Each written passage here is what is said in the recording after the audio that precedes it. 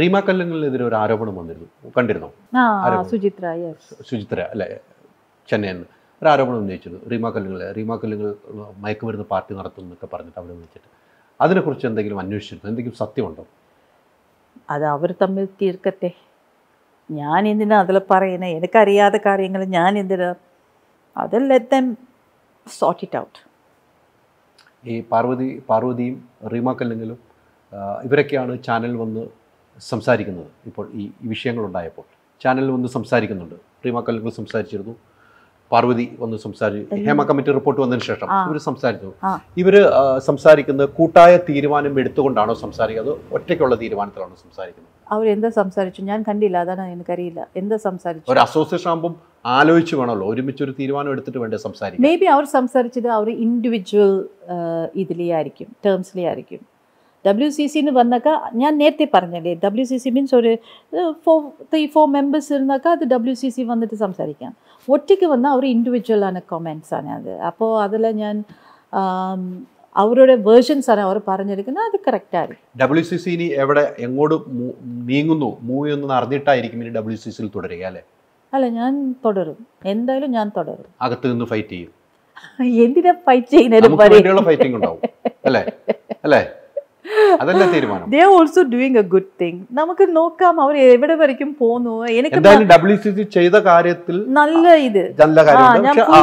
WCC ഇപ്പോൾ ചെയ്യുന്ന കാര്യത്തിൽ അതൃപ്തി എന്തായാലും രഞ്ജിനി എന്നോട് ഇപ്പോൾ പറഞ്ഞിട്ടുണ്ട്. അതോടൊപ്പം വനിതാ കമ്മീഷനും ഇവർ രണ്ടുപേരും ഒരുപോലെ തന്നെ പ്രതിക്കൂട്ടിൽ നിർത്തിക്കൊണ്ട് തന്നെയാണ് രഞ്ജിനി സംസാരിച്ചെന്ന കാര്യത്തിൽ എനിക്ക് സംശയമൊന്നുമില്ല.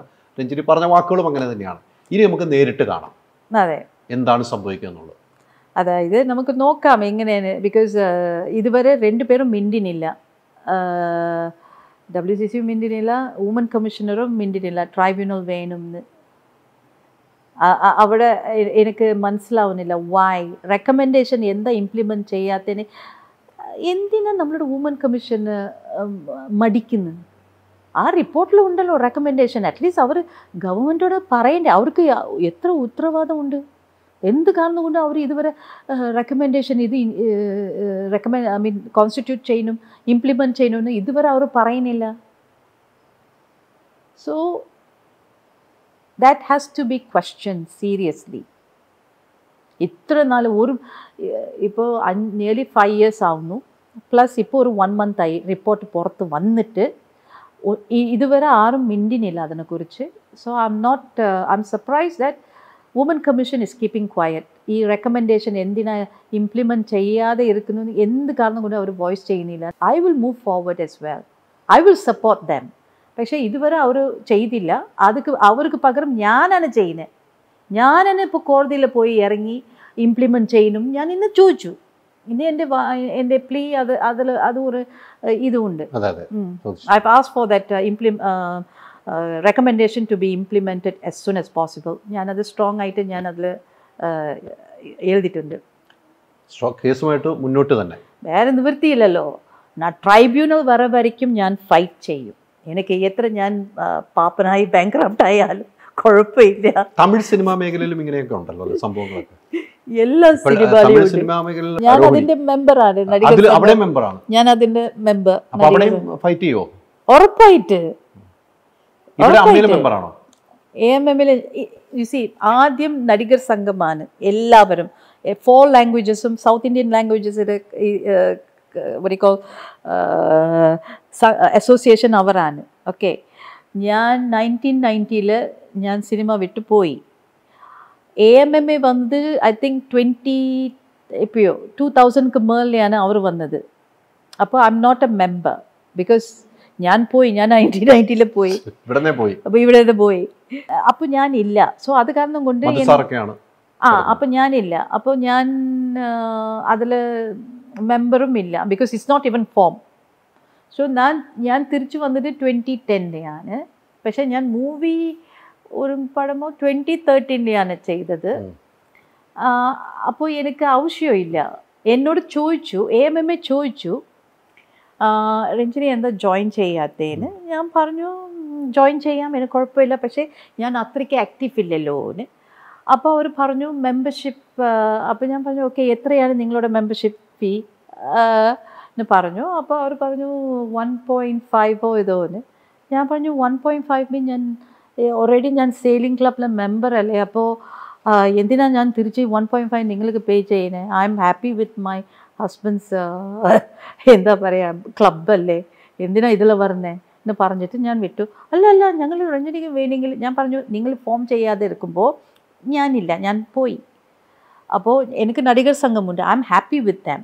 അപ്പോൾ വാട്ട്സ് ദ ബെനിഫിറ്റ്, എനിക്ക് അതിൽ നിന്ന് എന്താ ബെനിഫിറ്റ് ഉണ്ട്? ഞാൻ ഫുൾ ടൈം ഞാൻ സിനിമ ചെയ്യാൻ പോകുന്നില്ല, പിന്നെ എന്തിനാണ്? അപ്പോൾ അഗെയിൻ ഒരാൾ വിളിച്ചിട്ട് പറഞ്ഞു ഓക്കെ ഞാൻ ഫോം അയക്കാമെന്ന്. ഞാൻ പറഞ്ഞു ഓക്കെ അയച്ചോളൂ, കുഴപ്പമില്ല. അത് കഴിഞ്ഞിട്ട് അനക്കമില്ല, ഒരു 6 months അനക്കമില്ല. ഞാൻ തിരിച്ച് വിളിച്ചു അവരെ, ഫോം അയക്കാമെന്ന് പറഞ്ഞിട്ട് അയച്ചിട്ടില്ലല്ലോ എന്ന്. അല്ല, ഫോം അയக்கிறதுக்கு മുമ്പ് ഞങ്ങൾ കമ്മിറ്റിയിൽ ഡിസൈഡ് ചെയ്യും രഞ്ജിനി എടുക്കണമോ വേണ്ടയോ. അപ്പോൾ എനിക്ക് ദേഷ്യം വന്നു. ഞാൻ പറഞ്ഞു നിങ്ങൾ ഒന്ന് ലോ സൊസൈറ്റി ഓഫ് ലണ്ടൻ അല്ല, അവിടെ വെച്ചിട്ട് തീരുമാനിക്കാം എന്നെ എടുക്കണമോ വേണ്ടയോ. എനിക്ക് വേണ്ടാനേ, നിങ്ങൾ ആരാ വലിയ ഇതാണോ? ഒരു ഫോം അയക്കാൻ നിങ്ങൾ അസോസിയേഷനിൽ നിങ്ങൾ അത്രയ്ക്ക് മീറ്റിംഗ് കൂടണോ? അങ്ങനത്തെ അസോസിയേഷൻ എനിക്ക് വേണ്ട എന്ന് പറഞ്ഞിട്ട് ഞാൻ കട്ട് ചെയ്തു. I didn't even bother. അത് കാരണം കൊണ്ട് എനിക്ക് വളരെ സന്തോഷം. ഇപ്പോൾ AMMA തന്നെ ഡിസോൾവ് ആയതിൽ. നോക്ക്, ഒരു ഫോം കൊടുക്കാൻ അവർ അവിടെ കമ്മിറ്റിയിൽ വെച്ച് ഡിസ്കസ് ചെയ്തിട്ടാണ് ഫോം അയക്കാൻ പോകുന്നത്. അപ്പം ഞാൻ അവിടെ ചെന്നൊക്കെ എൻ്റെ സ്ഥിതി എങ്ങനെ ഇരിക്കും? അതും ഞാൻ 1.5 lakhs പേ ചെയ്യണം, പ്ലസ് ഇങ്ങനത്തെ ഇത്. അപ്പോൾ അവിടെ നമ്മൾ വോയിസ് ഉണ്ടാവാൻ പോകുന്നില്ല. So it's better I don't join dum. പക്ഷേ ഞാനിപ്പോൾ ഐ എം ലുക്കിംഗ് ഫോർവേഡ്. ഇപ്പോൾ ഒരു പുതിയ എന്തായാലും ഒരു പുതിയ ഇത് ഫോം ചെയ്യണമല്ലോ. സോ ഞാൻ എക്സ്പെക്റ്റ് ചെയ്യുന്നു ഈ AMMA പേര് വെച്ചിട്ട് ഒരു ലേഡി തന്നെ വരണം. അമ്മാനൊരു പേര് വെച്ചിട്ട് ഒരു ലേഡി തന്നെ. ഓ ഓഫ് കോഴ്സ് അമ്മ തന്നെ വരണം. ഇനി അച്ഛൻ വന്നിട്ട് കാര്യമില്ല, അമ്മ തന്നെ വരണം. എനിക്ക് ഐ എം ലുക്കിംഗ് ഫോർവേഡ്. അത് നല്ല ദിവസമാണ് അത്. I think it will be A revolution in cinema industry. മൊത്തം പിരിച്ചു വിട്ടു. മൊത്തം പിരിക്കരുത്, എല്ലാവരും ഒന്നാണ്. പക്ഷേ സം റിട്രസൽസ് ഷുഡ് ഹാപ്പൻ. എപ്പോഴും മെൻ ഇവർ പവർ എടുക്കുന്നത് കാര്യമില്ല. നമ്മൾ ഇന്ത്യയിൽ ഇന്ദിരാഗാന്ധി പ്രൈം മിനിസ്റ്ററായിരുന്ന ഒരു കൺട്രിയാണ്. ഒരു ലേഡി, ഒരു iron lady of the east rule ചെയ്ത കൺട്രിയാണ് ഇന്ത്യ. അങ്ങനെ ഇരിക്കുമ്പോൾ എന്ത് കാരണം കൊണ്ട് ഇങ്ങനത്തെ അസോസിയേഷനിൽ ഒരു ലേഡി എടുക്കാതെ? അത് അവിടെയും ബാധകമാണ്, ചെന്നൈയിലും ആണ്. ഇനി അവിടെയും തുടങ്ങും. അവിടെ തുടങ്ങിയിട്ട് കാര്യമില്ല. അത് ചുമ്മാ വെറുതെ കണ്ണിൽ പൊടിയിടുന്ന. ബിക്കോസ് ICC ഇവിടെ തന്നെ വർക്ക് ആയിട്ടില്ല. അവർ പറയുന്നത് ICC ആണ് അവിടെ, പക്ഷെ വേറെ പേരിലാണ് പറയുന്നത്. ഡു യു തിങ്ക് നമ്മൾ അവിടെ പരാതിയോടെ കൊടുത്തൊക്കെ അവിടെ നടക്കുമോ? അതൊക്കെ ട്രൈബ്യൂണൽ തന്നെ. That's only one solution, tribunal. വേറെ ഒന്നുമില്ല ഈ ഇൻഡസ്ട്രിയിൽ.